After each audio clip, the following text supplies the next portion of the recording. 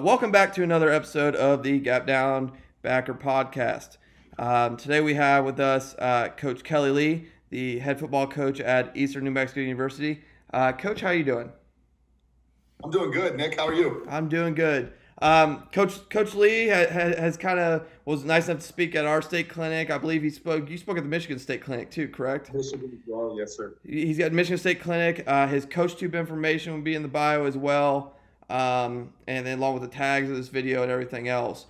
Before we kind of get to kind of belly option, which we're going to talk about today, I mean you were a long time New Mexico coach. Your dad was a longtime Hall of Fame high school coach. I'm always curious for people who had family members that are coaches. What was that kind of like being the son of a football coach, and how'd that affect you as a coach?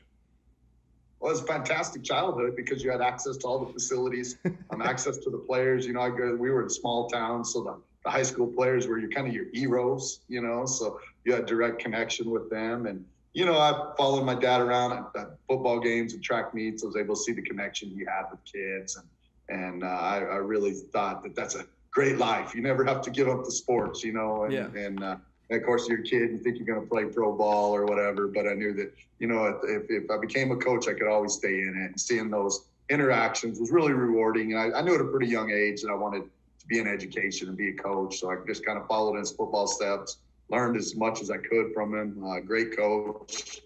And a lot of my theories and philosophies on how you handle players and how you coach and how you run a team and organization are coming from things I learned from him. So great childhood, really rewarding experience, helped shape me who I am today.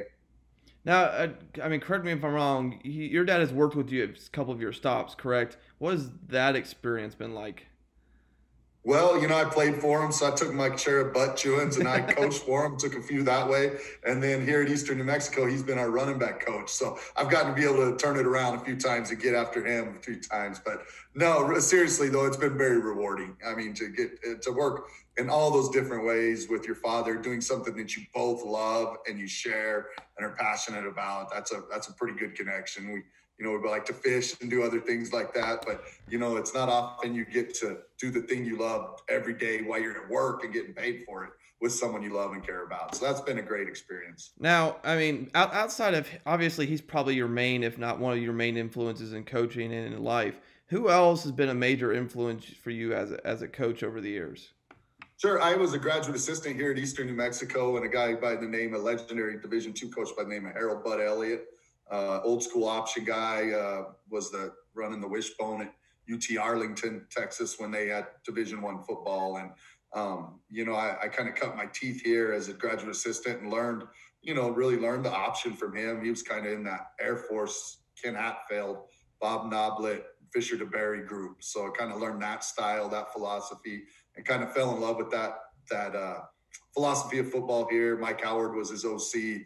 A great mentor, guy I got to work with there. And then, there's been a ton of guys, throughout the years, and I owe a lot to everyone along the way. But I kind of, when you're young, those guys that you work for really formulate, who you are and what you want to be, and I think my father and Coach Elliott were two major influences on my coaching career. Now, between that and then having played and coached in the option, how much does that factor your offensive philosophy of continuing that on and continue to coach the option in high school and college? Well, it does. And I think a big part of it is I was like a young coach. A lot of times those first few jobs you have aren't at places maybe where they've had a lot of success or you're expected to have a lot of success. And we were running the option, and it was a big part of what we did. And we had success, and we had good success. We played for state championships and made semifinals and won conference championships and had a lot of winning seasons and places where we weren't supposed to. And, if you got the kids to buy into it, and then it was really rewarding. So that just always stuck with me. And, and no matter where you were, if the kids buy in and the kids worry about themselves, it doesn't really matter who you're playing. You can go out there and give them an opportunity to be successful within the offense. So that was something that really resonated with me. It didn't matter about who we were playing or what they did. We're going to focus on ourselves, and so that's a style of approach I like. It makes practice really rewarding and self-scout really rewarding. So it's just kind of fits with my personality, and I think it's been a good fit for me in my career. Now, I mean, at curiosity, because every option guy has their favorite option play. What would that classify in your neck of the woods? Man, I don't have a favorite. Whatever's working, I like. I love them. I love the old triple. I love the veer. I love midline. We probably run midline more than a lot of people still do. Now we run mid triple too. It seems like a lot of people have gotten away from just midline. It's all mid triple now. But some fronts can take you out of mid triple, and we run midline against everything. And but we I like the complementary plays too. I like the speed option. Belly is a big part of our attack. We play with a tight end a little more than a lot of option teams. And we run the belly kind of as a hat rack play. So that kind of defines us. I love the belly, and I love the belly option off of that as well. Okay. And then the other thing that makes us a little more unique is we throw the ball a little bit more. I think that as people commit to the run box, it gives you those chance for those explosive plays. And we like those. We like getting those opportunities set up and taking those shots. And so we put it in there a little bit more maybe than most flex one teams. Now, I mean, obviously every college team can track data a little bit better than some of us high school coaches, but also how much data do you track? Do you track explosive plays throughout the season or after the season? Do you take a look at that, and do you factor that into anything at all? Yeah, I mean, we break down all our schemes at the end of the year, really detailed, and, not only average per play, but how many times are they 4 yards or more? Are they successful? We have a formula, if they're, even if a play, if you're on the goal line and you run it, it only gains 1, but you score it successful. Or it was 3rd and 2 and you pick up 3, it's successful. So we have a plus minus ratio we do with that. But even during the season, we're keeping track of formations, plays, personnel, things that are looking. Where's our explosives coming? Huddle's made it easy because if you do a great job inputting all that stuff, you can pull everything you want to see right off of there and you get it instantly. So we take a look at that stuff every week. We do a self-scout, and then we usually do a 3-game self-scout to see kind of what our opponent might be seeing, because a lot of defenses are going to break down 3 games, your last 3. So we're going to look at what tendencies do we have. So maybe we had a tendency just because of how people have been aligned, like you do with option football. A lot of it's predicated on them, but maybe there's a tendency we think, well, that defensive coordinator is going to think in the overset, we're always running strong because that's the way it's worked out. So let's make sure we got some stuff weak this week. They give us numbers back there, we'll really attack it because they may overplay it, trying to guess what the defense might do. Okay. And you've been at Eastern New Mexico for a little bit now. And how much, I mean, obviously at high school, we see an obscene amount. Anytime you go like wing T, triple, double wing in high school, you'll get a wide variety of defensive fronts. How much, since you've been there for a little bit now, how much variety do you still see of how people want to attack you? Yeah, when we're playing a new team or a new coordinator, I mean, it's a crapshoot. I mean, we really go into the game not knowing. We don't really, unless we found some option film of them against some other people and they had some success, we're just going to work against everything in our pods and just be ready and work on us. When we get into our conference schedule, and if there hasn't been a change, we've got a pretty good idea how people are going to play us because they've been playing us for 9 years over here, and they've come up with their schemes, and you pretty much can look game from year to year what you're going to get. And if you hurt them with something, they're going to make some adjustments, and you can kind of anticipate what the adjustment might be to that formation or that play.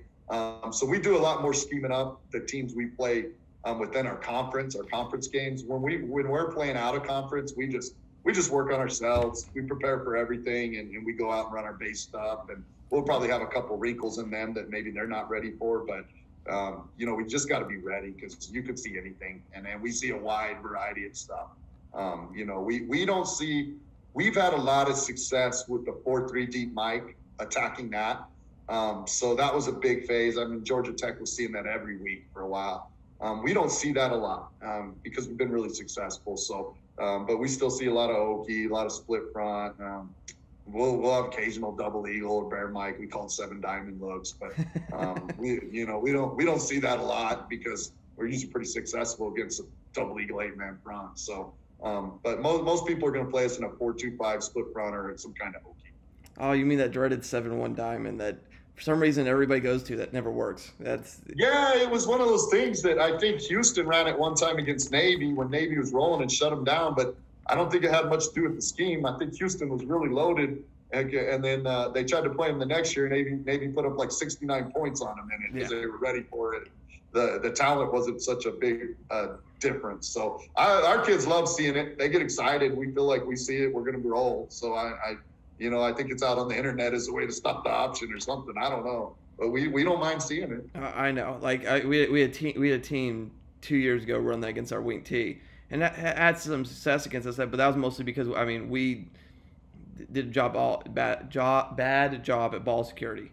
We had like 4 turnovers in the first half, and we were still at 15-13. We ended up losing the game, but still, and then the following year, we knew they were going to try to run the same thing because they had success, and we gashed them with quarterback trap twice this year for long touchdowns, and like I said, I just have a bad opinion of that defense against the triple or wing T. One of the things that I always find that we feel like if a team defends us really well, a lot of times they're going to come back and defend you the exact same way. They kind of felt like they stumbled on it.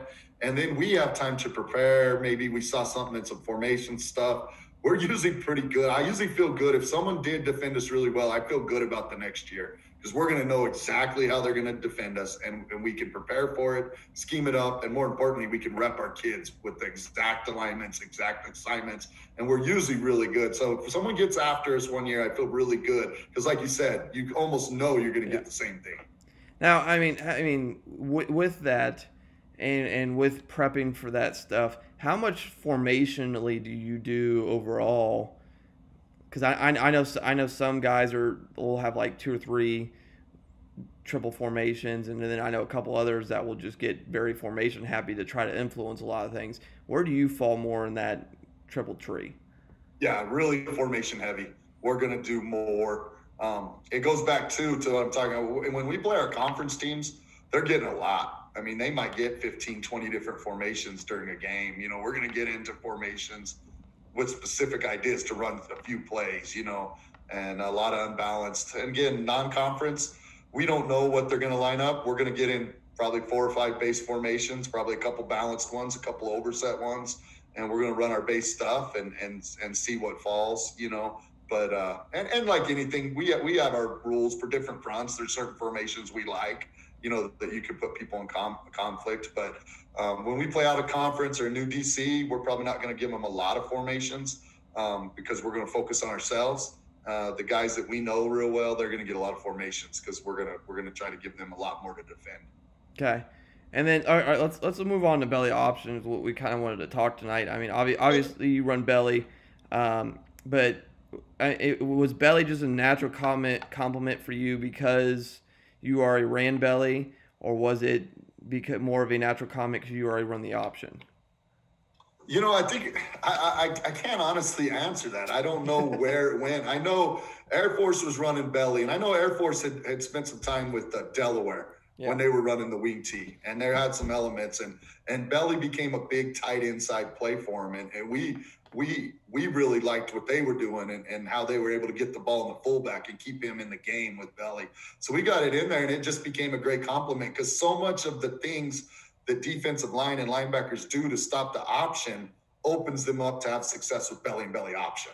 So it just became a great complementary play. It's a play you can run against any front. It's a play where the quarterback gets to take a play off from reading when you're giving it to the fullback. It's a called run. We put our best running back that's tough enough to handle it at fullback so we can get him carries. And then we're going to rep it, so people are going to try to defend it, and that's when the belly option opens up and we get back to option football. Now, from a blocking perspective, are you more blocking based off front or blocking based off rules? Rules. Okay. Rules. Yeah. So our belly is just we scoop the backside and we're front trap. So we're down blocking. We never double team on a belly. It's gap up to linebacker. We step flat. We're gonna get our head in front. We're gonna stop penetration. We don't care about movement.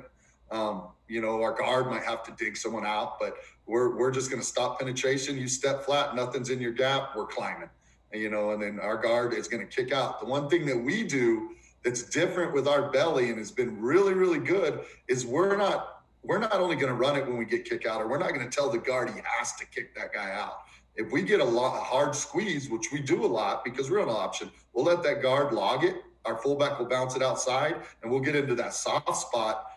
They're usually trying to spill it to a corner or someone, but if you coach those fullbacks not to run out there to the corner, you know, he's going to get that soft spot, then the corner's going to fold in, and it's 50-50 where he's ever going to tackle him or not. So a lot of our huge plays where we've had 50, 60, 70-yard runs on belly have been locks. Okay. And then we've also got some tags where we'll block people.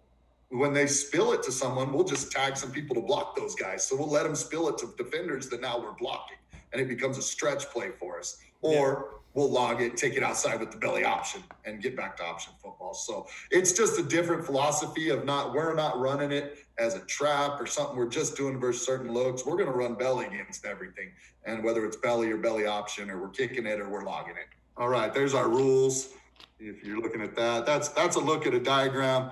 Belly option we're talking about versus a 5-2, where, you know, we don't know whether we're going to block that 4. We don't know if our tackle's going to block him or our tight end. If he slants inside, our tackle will block him, our tight end would climb. If he slants out, our tight end would block him, and then our tackle would climb. Our running back's going to seal linebacker to safety.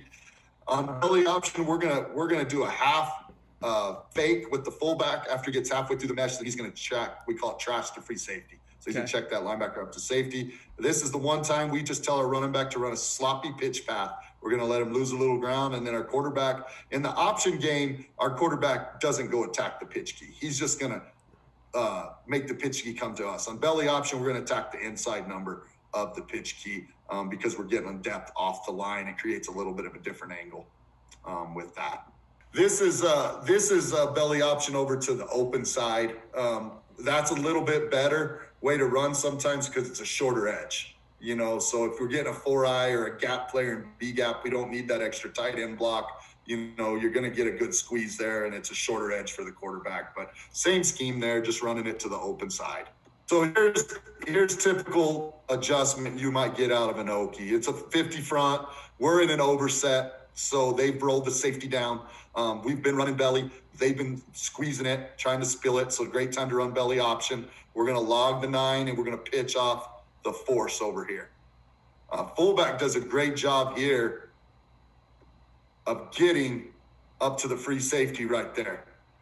And we're allowed to cut. And that looks like it was a long ways for that fullback to go. But he's making that cut before he gets to the 5-yard mark. And so it's legal. We get the ball pitched, and it's a good play. So, you know, as people try to spill that belly option becomes a great option to get the ball to your perimeter, get the ball to your slots.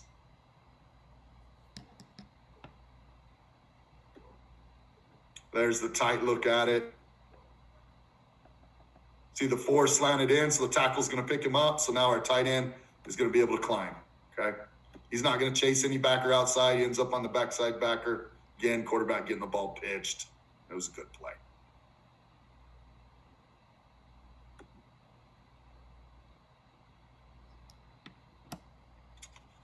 And like I said, like it to the tight end side or the open side. A lot of times we run tight inside belly, so it's a natural complement. We've set it up to the tight inside. But a lot of times in your base triple option, you got that open gut side guy squeezing, so you know you can get him logged. That's what we're going to do here. Again, the key here, you're going to see we get the log, the seal, fullback's right there. He's blocking the free safety 1 yard past the line of scrimmage. So you can see how hard that free safety is running. But the belly option's great versus 8-man front because you pick up that blocker to get him accounted for, and now the quarterback's got a big play. Now, I noticed here you're getting a lot of man. Is that typically the response you get from teams is some sort of man or like one high coverage? Yeah, if we're getting one high, we're going to get usually man with the free safety cover number 2, man free where the free safety's just running the alley, has no pass responsibility on run game, or some kind of cover 3. Sometimes we'll get 8-man fronts with cover 3, but it's usually they have a hard time stopping the run game because they can't get that free safety involved. But usually it's either man or man free. We drop straight back, it'd be man free. With the run games, becomes some kind of man coverage. Okay. So here, if we have this guy, if he's at shade, we'll let the center cut him. But if he gets over here, we call it a one. I think most people these days now call it a 2-eye. We're going to double him. So our center's going to reach him, but our tackle's going to, and this is a call because this goes against his base rule. His base rule would be veer or down block and then climb. So we're going to make a tag there to protect that pulling guard, so that guy can't just get up the field. So we're going to get a little double there versus the 2-eye look. That wasn't real good, beautiful way, but they stopped the penetration, got us to the edge. And because a lot of times you run it at the 3 because you've been running to belly to the 3, run it at the 1, you got to get in its field. Here, I think our quarterback's checking. We're in an overset. We've got numbers over there. It looks to me, we'll see on it like this. This defensive end maybe jumped inside the tight end. Now, if he stays there, the tight end's going to block him. This is our pitch key. So now our guard's not going to have anyone to log. So if he doesn't end up logging this man right here, he's just going to wrap it. He knows not to block the pitch key. Cardinals sin in our offense would be block the pitch key. So that guy did cross our tight end's face. So he's going to block him. So now we've got the fullback and the guard working up to next level. So that's a good problem for us. Or not a good problem. That's a good situation. So this was a check. I think, our quarterback saw that guy was getting tight. He thought maybe we could get him logged because we knew he was going to squeeze belly. And he did even better. He jumped inside the tight end here. So the tight end pre-snap thought that he was going to step down and climb the backer. But if he crosses his face, he'll block. And we just side adjusted off of it. And we work these things in pod drills over and over and over. So it just becomes second nature for our guards on that. Because we'll get a pod drill and we'll run belly, for 5 minutes and get 50 reps. So our guards will get rep after rep. We'll take a look at one more. Okay. Here, we got an overset. We're looking for 4.5 week. I think we got 4.5 week there, so we're going to run the belly over there. Again, just an easy log and a good play. So take a look at the tight on it. But we used to be a big belly option team, and then we started packaging our toss with belly, and we weren't run as much belly option. But we've kind of gone back to running a lot more belly option because it's been such an explosive play with us with the amount of belly we're running. Yeah. Now, I curiosity, what is your typical, as we start wrapping this up, your typical install schedule look like? We're not one of those teams that have it set from year to year because we kind of want to attack with our install what we need to work on or maybe what we're going to emphasize more that year. If I had to say a typical, it's going to be triple, the inside veer, and then we're going to work on our arc scheme, where we're looping the tackle. Then the next install would be midline, mid-triple, and then it's going to be toss and belly. Those are, kind of our hot racks. And then we're going to come with our GT counter. But there's been years where we've been really good at belly, and we don't install it till the 10th practice in fall camp because we know we could go out there. We've had our kids in spring. We could go out there and run it right now and be successful. Yeah. There was one time where my assistant coaches got upset at me because we were in our second scrimmage and we didn't have belly in. And I said, I don't want to work on belly. I want to work on everything else. So we put it in before the scrimmage. And this is why I didn't do it. We went out there. Of course, it was a 120-play scrimmage, but I called belly 30 times because, it works. And you get your threes out there and they need a play. You call belly. So I said, that's why I didn't want it in because I'm going to call it if it's in. I wanted to work other stuff. So, yeah. But it varies from year to year. But if we had a base, it's going to be triple with some tags, mid-triple, belly, and toss, and then start our counter stuff. Okay, and then my last question for you before we wrap up here, Coach, is where do you look when you're looking? I mean, offenses evolve every year, and you're looking for new tweaks, new things to adjust. Where do you go? Where do you look? Do you look at the Naval Academies? Do you look at the Citadel? Who do you or do you bug high school coaches? Where do you look for kind of the next every year the tweaks and the changes that you want to add to your offense here? Yeah, well, one great thing is being a college coach, you're recruiting, and naturally you want to recruit option teams. So we've got a network of coaches. So as we're watching their recruiting film, we're also getting to see new ideas or maybe new wrinkles or tags. So we pick up a lot just through the recruiting cycle from high school coaches. But then we've been out to Kennesaw State. We've been out to Citadel. We're close to Air Force, so we've been there multiple times. Georgia Tech when they were running it, Georgia Southern, Army, and then we usually get all the academies and all the FCS teams that run the triple options, their complete game films. We try to watch them all. We'll have, we usually can get through a season in a couple days. We don't teach, so we got a lot of time after recruiting. So we'll watch them all to see if there's trends that maybe will filter down to us as far as schemes they're seeing or just different wrinkles that they have in or a new play, a complementary play. And then, with we do some stuff in the gun. So, a few years ago, Davidson had a lot of success. We went and visited them. The Coastal Carolina would have been a great place to go visit this year. If we hadn't had COVID, that would have definitely probably been on our list because they did some unique things out of the shotgun with the triple option that, that I'd like to, we can, how it is, you can see it on film and you can diagram it, but it's what makes it work is how they coach it. Yeah. You know what I mean? And how they drill it. And so, we always like to go visit them, and we always try to get out and watch a couple practices with some option schools to see if they're doing stuff in practice with tempo or the way they're formatting it or in their pods that, we can steal because we've come up with some ideas on us out of necessity. But a lot of things are just to grab back from other people. See it looks good. Let's implement it, Yeah. Well, Coach, I thank you for coming on. Coaches, if you're interested in reaching out to Coach, his Twitter will be below for you to give him a good follow. His Coach tube will be in the bio as well if you want to check out some more of the stuff Coach does. He did also speak at the Ohio and Michigan clinics. You can check out more of that through both the OHSFCA and the MHSFCA, I believe is what the Michigan, I can never remember that one. You can check out both those.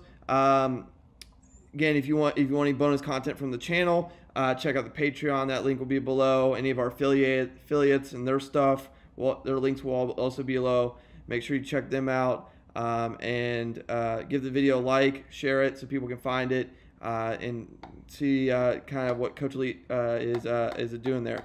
Thank you, and that was another episode of the Gap Down Backer podcast.